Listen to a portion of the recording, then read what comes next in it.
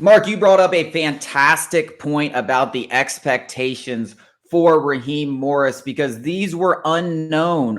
Just a week ago, these were unknown because we didn't know who the quarterback was going to be. Now that we know it's Kirk Cousins, now that we know we have a veteran, a top 10 quarterback on this roster, they've gone out and gotten Darnell Mooney, they've gotten Rondell Moore, they have Zach Robinson, they've got the offensive line in pace. They're probably going to get another wide receiver. They're going to add to this defense.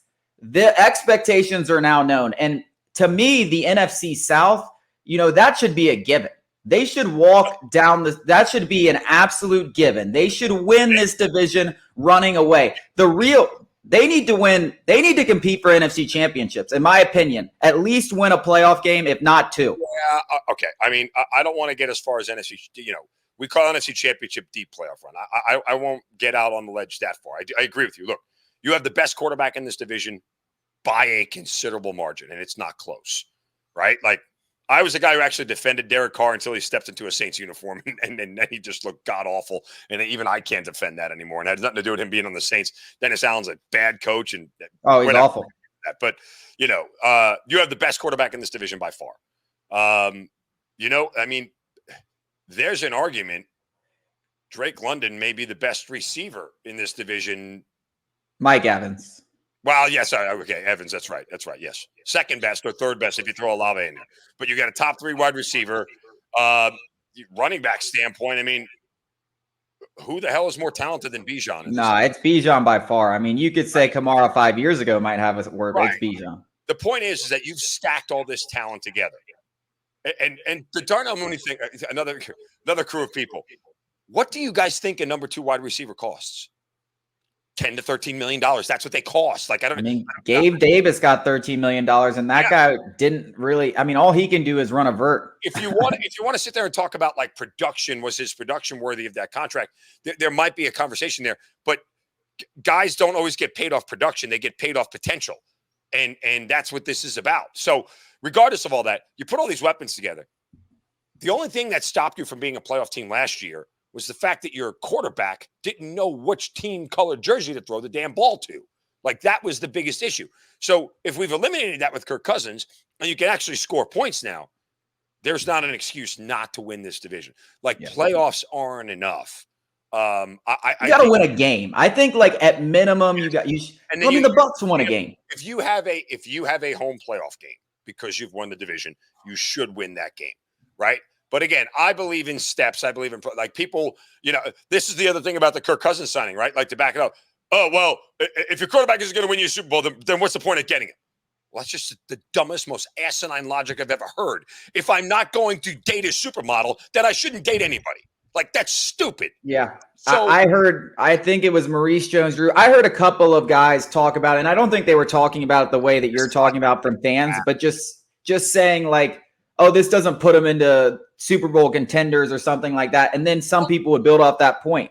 But it's dude, like you said, that's I don't know where the Falcons are getting off after 70 years not winning a Super Bowl. And after going to 2 in 70 years, it's not easy. No one's just that doesn't mean you don't try.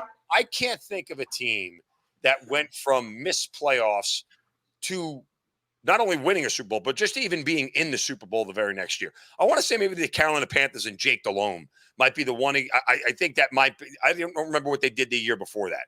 But I'm okay with the progress and the steps, right? Chase, win the division, make the playoffs this year, try to win a playoff game, and then if you get bumped, fine. The process has to be the process, right? I think the expectations are so high, and they should be. There isn't a legitimate reason for Raheem. There's not an excuse for Raheem Morris, and particularly Zach Robinson, not to have an offense that I'm not going to put a number. Let's just say let's say top 12 to top 10 in points scored per game, right? That's a fairly conservative. I mean, I think that's conservative for sure. Yes, I think it's conservative, but I also think it's fair because it is year one. It's a lot of new pieces coming together. Yeah. It might take 3, 4, 5 weeks for this offense to really gel and hit stride. And in that, you could lose some 23 to 19 games. Right, you could, or one turnover late may take you out of the game-winning go-ahead field goal kind of deal, stuff like that. You have to understand that that's going to happen because it's football. So I'm not expecting them to come out scoring 35 points a game, but in the big picture, in the macro, this has to be a team that wins a division, and is more than competitive in their first home playoff game. Those are the only fair expectations. Anything less than that is selling it short. Anything more than that is probably too much at this point for me. But there's no excuse for Raheem. None. Yeah. I mean, I think winning a playoff game to me would be the goal, just because be a home playoff game. And the Kirk Cousins haters are only going to get louder if he loses a home playoff game to start his Falcons career. But I think you bring up a point about the offense and how it will look the first 3 or 4 weeks. Everyone just assumes everything's going to gel right away. And that's just not the way this works. I mean, when offensive coordinators move, we saw what happened. Steve Sarkisian's a great coach, one of the best college football coaches, one of the best offensive minds in football. But he relieved Kyle Shanahan, and you saw a massive drop off. Like, I guess I was naive and I was a lot younger in 2017 and a lot less knowledge and hadn't experienced as much. But at that point, I realized, damn, you can't just go offensive coordinator and immediately gel. Even in Kyle Shanahan's first year, things didn't gel. They went 8-8. Their offense looked terrible the last half of the season after starting at 5-0, and then they come out and win the Super Bowl. So yeah, it does take a little bit of time with all these pieces for things to start gelling. So I think that's a really good point. But expectations wise, I think my goal would be to win a playoff game. And I just look at the NFC as a whole, but it like you said, it's a year-to-year league. So the Dallas Cowboys could look like world beaters next year. The Niners could look like world beaters. Maybe the Eagles reload and they look a lot better after collapsing this season. So you never really know what's going to happen with these teams. You like to look at it early in the season and expect that you do, but you truthfully never do, because and that's why I don't put deep playoff run. I don't know who's going to be better this year. I don't know who, we all thought the Eagles after a 10-1 start were a fait accompli to be in the NFC Championship game, and they couldn't win a playoff game. So I don't do that kind of stuff, because we get so myopic and insular about, how good we are versus everybody else. We forget that everybody else is continually improving as well. So I think it's fair to say, given the other 3 teams in this division, given what they've done, given, who their quarterbacks are, who their coaches are, this is the best team in this division. There's no reason they shouldn't win it. They're going to be the odds-on favorite to win it. And that, to me, is enough to say that is the bare minimum of expectation. Now, again, at some point in time, the old man should meet with the media. And if Arthur Blank had the balls to say that Arthur Smith was required to make the playoffs last year with Desmond Ridder and doesn't put that same level of expectation on Raheem Morris with all the money that he just spent this offseason, you can't get more fugazi than that. Then the jig is up. There's no way he can't come out and say, this team has to be a playoff team and win this division this year. That's the only expectation. And the owner should absolutely 100% say that. Yeah. No, I mean, I said it, early on before we even knew who the quarterback was going to be. We assumed they were going to upgrade significantly.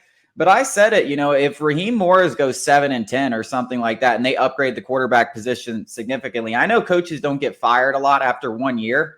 And I know Arthur Blank hasn't typically been that kind of owner, but we know Arthur Blank doesn't really know what he's doing. So that's a lot of the big problems in all of this. Raheem Morris's job should be on the line, after year 1. And now that you have Kirk Cousins, that's pretty much exactly what you're saying. And I agree with you. He should go out there and win. Now, I'm not saying if he misses the playoff by 1 game, they're going to fire him, because they probably won't. But if he goes 7-10 again with all the improvements and Kirk Cousins, he should absolutely get fired. We got to go to break, Mark. I want to talk about this Desmond Ridder trade. Super intriguing. I want to get your thoughts on maybe the Arthur Smith, Terry Fontenot, what they thought about Desmond Ridder last year.